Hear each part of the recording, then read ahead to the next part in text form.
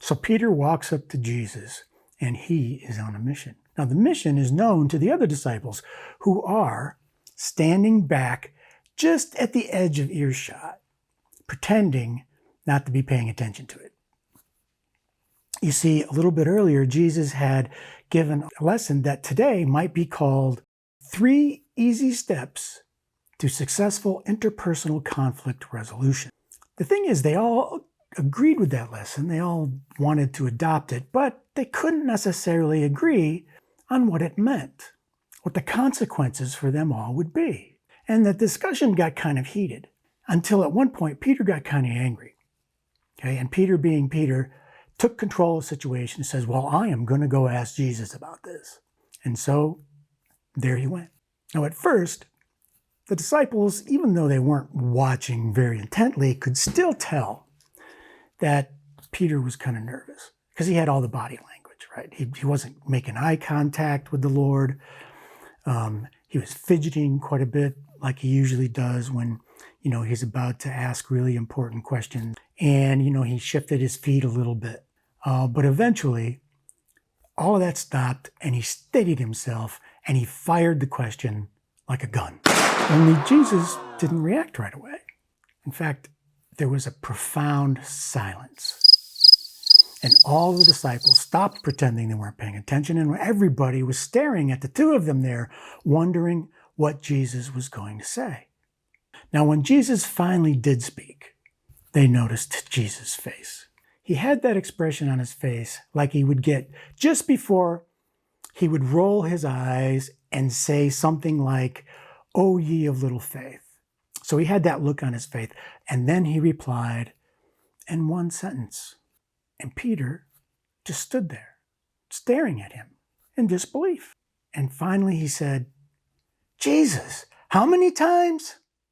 Now, if anyone has read Matthew 18, you probably know exactly what Peter asked Jesus that day and what the answer was.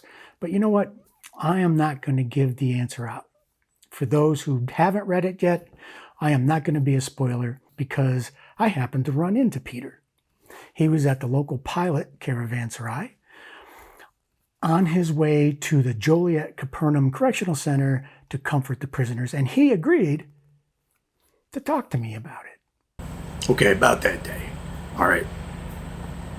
Oh, wait. Let me go back to the beginning, because I think I'm really going to have to explain where all this was coming from.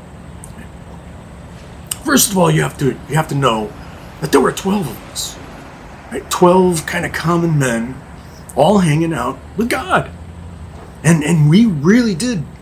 Each of us want to be as close to him as possible. He has that kind of attractive power, when he's standing right there and doing his thing. You just, you want to be right next to him. There's no doubt about it. So we wanted to be real close to him.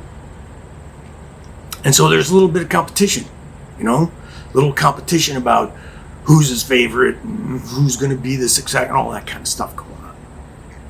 Now add to that, that we were all out there basically walking around the Holy Land for 3 years.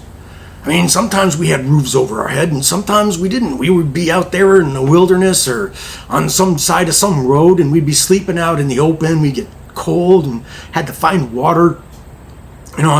Food was never a problem, right? Just hand them a basket of fish, pray over it. The next thing you know, we had enough food for 3 months. But we got harassed by Roman soldiers, and the Pharisees are coming up and asking questions, and what they were trying to do. It was a very stressful situation. So the thing that really got to me, though, was the Zebedee brothers. And they were always tricking us, pulling all kinds of small little schemes or whatever to get us out of the way so that they could be next to the Lord.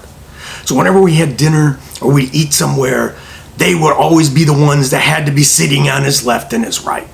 They would always, anytime there was a question, even a rhetorical question we all knew we didn't have to answer, he would raise their hands, oh, Lord, I know the answer to that one.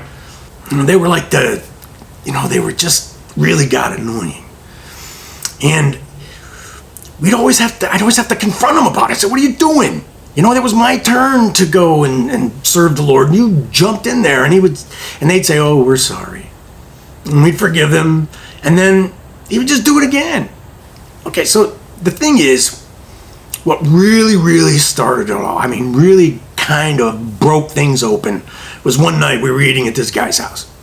And I came in to the house, and there was the Lord sitting by himself at the table, and the chairs, on his right hand was open. And this was my chance. I looked around. I didn't see any of the Zebedees anywhere, so I kind of walked over. I went over, put my hand on the chair, pulled it back, and suddenly there was an elbow in my chest pushing me back.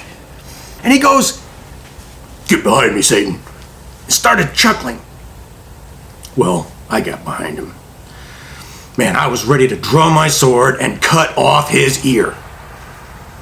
But the Lord knew my intent, and he kind of looked at me and shook his head real quietly like that. So I let it go. Okay, so it was the next day that the Lord gave his talk on confronting someone who's done something against you. And that sparked us to start talking amongst ourselves. Just how many times do we have to forgive? Because I did not want to forgive for what he had done. I've done it so many times, I just didn't want to have to do it again. There had to be some kind of limit, right? And there were some different opinions among the most of us, but we finally agreed that, yeah, we should ask him if there is a limit. There should be a limit. What is it? And I was the one.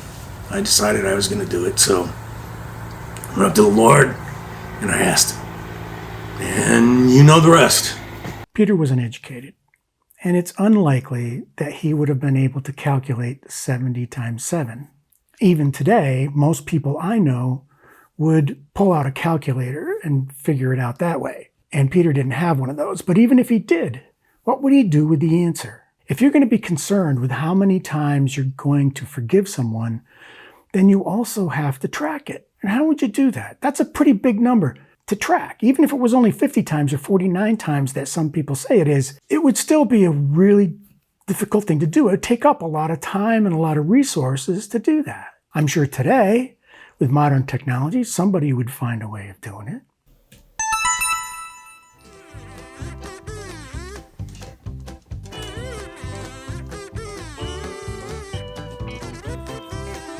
Forgiveness app. How many times have I forgiven James? You have forgiven James 490 times. Yes! No more forgiveness for him. Jesus was a great teacher. He taught using parables and rhetorical questions so that the disciples would have to think for themselves. And I think that he answered Peter the way he did so that Peter would realize that the answer to it was actually, to put it bluntly, absurd. And I think Jesus actually puts the complete question to rest, because the next verses, he tells the parable of the unforgiving servant. And that parable ends with the real answer to the question. And I'll paraphrase. If you don't forgive, there's no forgiveness for you.